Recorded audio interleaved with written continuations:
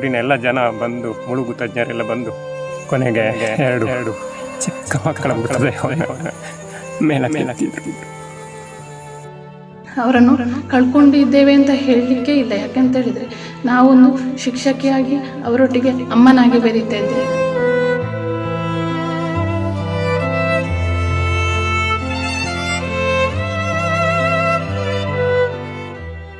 ಇನ್ನು ಬಾಳಿ ಬೆಳಕಾಗಬೇಕಿದ್ದ ಪುಟ್ಟ ಮಕ್ಕಳಿಬ್ಬರು ಕೆರೆಗೆ ಬಿದ್ದು ದಾರುಣವಾಗಿ ಅಂತ್ಯ ಕಂಡ ಹೃದಯ ವಿದ್ರಾವಕ ಘಟನೆಯೊಂದಕ್ಕೆ ಮುರುಳ್ಯ ಗ್ರಾಮದ ಕಡೀರ ಸಾಕ್ಷಿಯಾಗಿದೆ.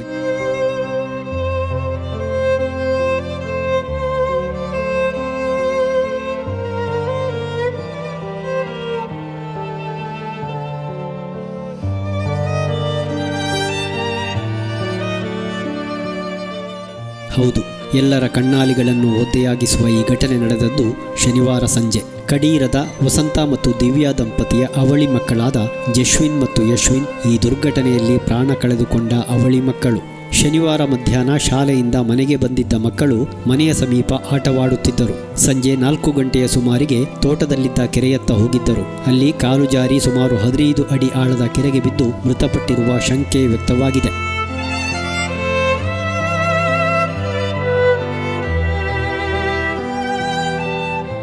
ವಸಂತರವರು ವೆಡ್ಡಿಂಗ್ ಕೆಲಸ ಮಾಡುತ್ತಿದ್ದು ಮಧ್ಯಾಹ್ನ ಮಕ್ಕಳನ್ನು ಮನೆಗೆ ಬಿಟ್ಟು ಕೆಲಸಕ್ಕೆ ತೆರಳಿದ್ದರು. ತಾಯಿ ದಿವ್ಯಾ ಸಮೀಪದ ಮನೆಯೊಂದಕ್ಕೆ ಕೆಲಸದಲ್ಲಿ ಸಹಕಾರ ನೀಡಲು ತೆರಳಿದ್ದರು. ಮನೆಯಲ್ಲಿ ವಸಂತರ ತಂದೆ ಮಾತ್ರ ಬಿದ್ದು ಅನಾರೋಗ್ಯದಿಂದ ಬಳಲುತ್ತಿದ್ದ ಅವರಿಗೆ ಹೆಚ್ಚು ನಡೆದಾಡಲು ಸಾಧ್ಯವಾಗುತ್ತಿರಲಿಲ್ಲ. ಅಜ್ಜನೊಂದಿಗೆ ಮಕ್ಕಳು ತೆಂಗಿನಕಾಯಿ ಹೆಕ್ಕಲು ಹೋಗುವುದಾಗಿ ಹೇಳಿ ಹೋಗಿದ್ದರೆನ್ನಲಾಗಿದೆ. ಸಂಜೆ ಸ್ವಲ್ಪ ಹೊತ್ತಾದರೂ ಮಕ್ಕಳು ಮನೆಗೆ ಬಾರದ್ದರಿಂದ ಅಜ್ಜ ಸಮೀಪದ ಮನೆಯ ಬಂಧು ಮೋಹನ್ ಅವರನ್ನು ಕರೆದು ವಿಚಾರಿಸಲು ಹೇಳಿದರು. ಅವರು ಬಂದು ಹುಡುಕಾಡಿ ದಿವ್ಯಾ ಅವರು ಕೆಲಸ ಮಾಡುತ್ತಿದ್ದಲಿಗೂ ಹೋಗಿ ನೋಡಿದಾಗ ಮಕ್ಕಳು ಕಾಣಲಿಲ್ಲ. ಈ ವೇಳೆ ಕೆರೆಯ ಸಮೀಪ ಮಕ್ಕಳು ಧರಿಸುತ್ತಿದ್ದ ಟೊಪ್ಪಿಗಳು ಪತ್ತೆಯಾಯಿತು. ಹೀಗಾಗಿ ಕೆರೆಗೆ ಬಿದ್ದಿರಬಹುದೆಂಬ ಶಂಕೆ ವ್ಯಕ್ತವಾಯಿತು. ಹೂಳು ತುಂಬಿದ ಕೆರೆಯಾದ್ದರಿಂದ ಸುಲಭದಲ್ಲಿ ಇಳಿಯಲು ಸಾಧ್ಯವಿರಲಿಲ್ಲ. ಬೆಳ್ಳಾರೆ ಪೊಲೀಸ್ ಠಾಣೆಗೆ ಮತ್ತು ಸುಳ್ಯ ಅಗ್ನಿಶಾಮಕ ಠಾಣೆಗೆ ಮಾಹಿತಿ ನೀಡಲಾಯಿತು. ಬೆಳ್ಳಾರೆ ಎಸ್ಐ ಈರಯ್ಯ ಮತ್ತು ಸಿಬ್ಬಂದಿಗಳು ಹಾಗೂ ಸುಳ್ಯ ಅಗ್ನಿಶಾಮಕ ಠಾಣೆಯ ಅಧಿಕಾರಿ ಕಿರಣ್ ಮತ್ತು ಸಿಬ್ಬಂದಿಗಳು ತಕ್ಷಣ ಆಗಮಿಸಿದರು. ಸ್ಥಳೀಯರು ಸೇರಿದರು. ಕಾರ್ಯಾಚರಣೆ ಆರಂಭಗೊಂಡಿತು. ಸ್ವಲ್ಪ ಸಮಯದ ನಂತರ ಪಂಜದಿಂದ ಬಂದಿದ್ದ ರವಿರಾಜ್ ಅಳ್ಪೆ, ಮೋನಪ್ಪ ಪಾಂಡಿಗದ್ದೆ, ಕೃಷ್ಣಪ್ಪ ಪಾಂಡಿಗದ್ದೆ, ರಾಮಣ್ಣ ಮರಕಡ ಅವರ ತಂಡ ಕೆರೆಯಿಂದ 2 ಮಕ್ಕಳ ಮೃತದೇಹ ಮೇಲೆತ್ತಿದರು.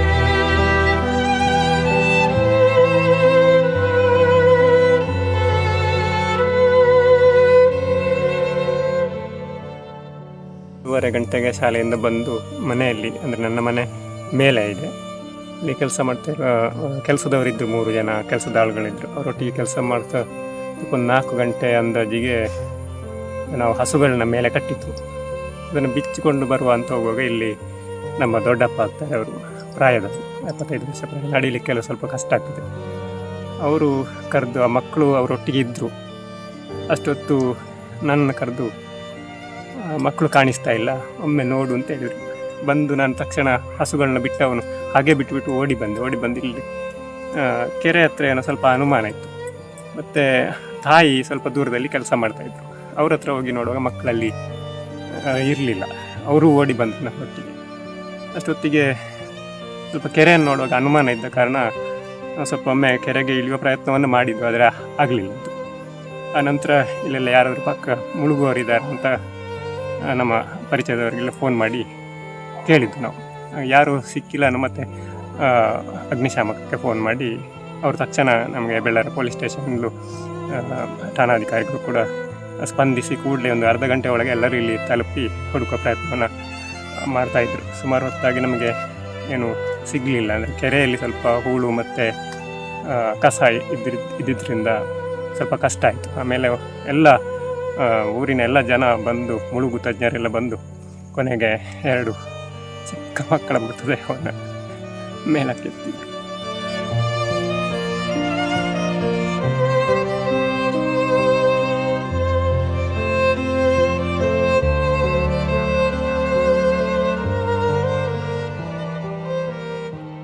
ರಾತ್ರಿಯೇ ಮೃತದೇಹಗಳನ್ನು ಪುತ್ತೂರಿಗೆ ಸಾಗಿಸಿ ಮರಣೋತ್ತರ ಪರೀಕ್ಷೆ ನಡೆಸಿ ರಾತ್ರಿ 3 ಗಂಟೆಯ ವೇಳೆಗೆ ಅಂತ್ಯಕ್ರಿಯೆ ನಡೆಸಲಾಯಿತು. ಈ ದುರ್ಘಟನೆಯ ವಿಷಯ ತಿಳಿದು ನೂರಾರು ಸಂಖ್ಯೆಯಲ್ಲಿ ಜನ ಜಮಾಯಿಸಿದ್ದರು. ಪುಟ್ಟ ಮಕ್ಕಳು ನಲಿದಾಡುತ್ತಿದ್ದ ಮನೆ ಕಣ್ಣೀರ ಕಡಲಾಗಿತ್ತು. ಆಘಾತವನ್ನು ಸಹಿಸಲಾಗದೆ ಹೆತ್ತವರು, ಬಂಧುಗಳು, ಸ್ಥಳೀಯರು ಕಣ್ಣೀರಿಡುತ್ತಿದ್ದರು.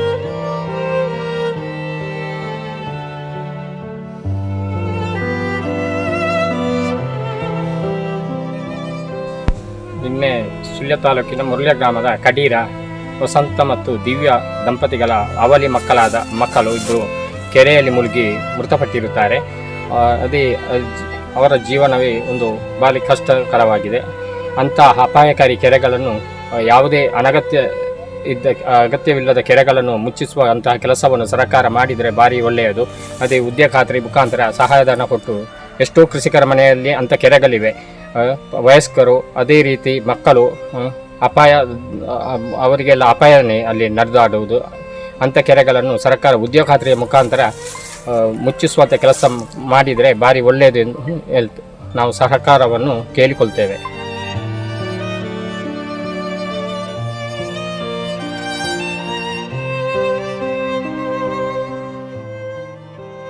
ವಸಂತ ಅವರು ವೆಲ್ಡಿಂಗ್ ಕಾರ್ಮಿಕರು, ಸ್ವಲ್ಪ ಕೃಷಿಯೂ ಇದೆ. ಈ ಅವಳಿ ಮಕ್ಕಳು ಮುರುಳಿಯ ಶಾಂತಿನಗರ ಶಾಲೆಯಲ್ಲಿ UKG ವಿದ್ಯಾರ್ಥಿಗಳಾಗಿದ್ದರು. ಹಿಂದೆ ನಡೆದ ಒಂದು ಘಟನೆಯಲ್ಲಿ ನನ್ನ ತರಗತಿಯ ವಿದ್ಯಾರ್ಥಿಗಳಾದ ಜಶ್ವಿತ್ನ ಬಗ್ಗೆ ಹೇಳಲು ನಾನು ಇಚ್ಛಿಸ್ತೇನೆ. ಯಾಕೆಂತೇಳಿದ್ರೆ ಆ ಮಕ್ಕಳು ತುಂಬ ಪ್ರೀತಿಯಿಂದ ಸ್ಕೂಲಿಗೆ ಬರ್ತಾಯಿದ್ರು, ಹಾಗೆ ನಗ್ನಗ್ತಾ ಬರ್ತಾಯಿದ್ರು. ಒಟ್ಟಿಗೆ ಒಂದು ವಾಶ್ರೂಮಿಗೆ ಹೋಗಬೇಕಾದ್ರೂ ಒಟ್ಟಿಗೆ ಕೈ ಹಿಡ್ಕೊಂಡು ಹೋಗೋದು, ಊಟಕ್ಕೆ ಸಹ ಒಟ್ಟಿಗೆ ಕೂತ್ಕೊಳ್ಳೋದು, ಮತ್ತು ಅವರನ್ನು ದೂರ ಕೂರಿಸಿದರೆ ಸಹ ಅವರು ಸ್ವಲ್ಪ ಹೊತ್ತಿಗೆ ಆಗುವಾಗ ಒಟ್ಟಿಗೆ ಕೂತ್ಕೊಳ್ತಾ ಇದ್ರು. ಮತ್ತು ತುಂಬ ಮುಗ್ಧ ಮನಸ್ಸಿನ ಮಕ್ಕಳು. ಯಾಕಂತೇಳಿದ್ರೆ ಕಲೀಲಿಕ್ಕೆ ಮೊದಲು ಹಿಂದೆ ಇದ್ದರು, ಈಗೀಗ ತುಂಬ ಕಲಿತಾ ಇದ್ದು ತುಂಬ ಆ್ಯಕ್ಟಿವ್ ಆಗಿದ್ರು.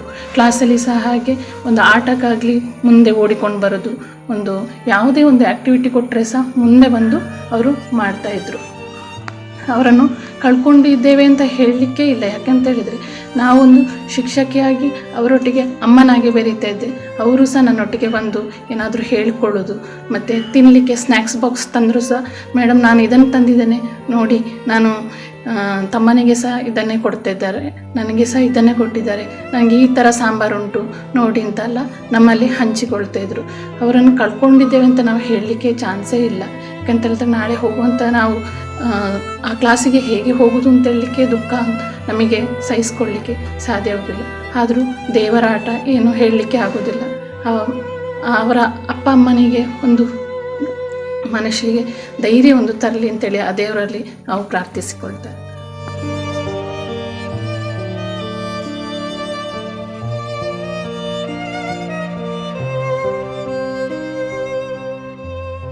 ಜೊತೆಯಾಗಿಯೇ ಈ ಭೂಮಿಗೆ ಬಂದವರು ಈ ಮಕ್ಕಳು. ಜೊತೆಯಾಗಿಯೇ ಆಟ ಪಾಠ ಊಟ ಎಲ್ಲವೂ ವಿಧಿಯಾಟ ನೋಡಿ ಜೊತೆಯಾಗಿಯೇ ಇಹಲೋಕ ತ್ಯಜಿಸಿದ್ದಾರೆ. ತೀರದ ದುಃಖ ಮಾತ್ರ ಮನೆಯವರ ಜೊತೆಯಾಗಿದೆ.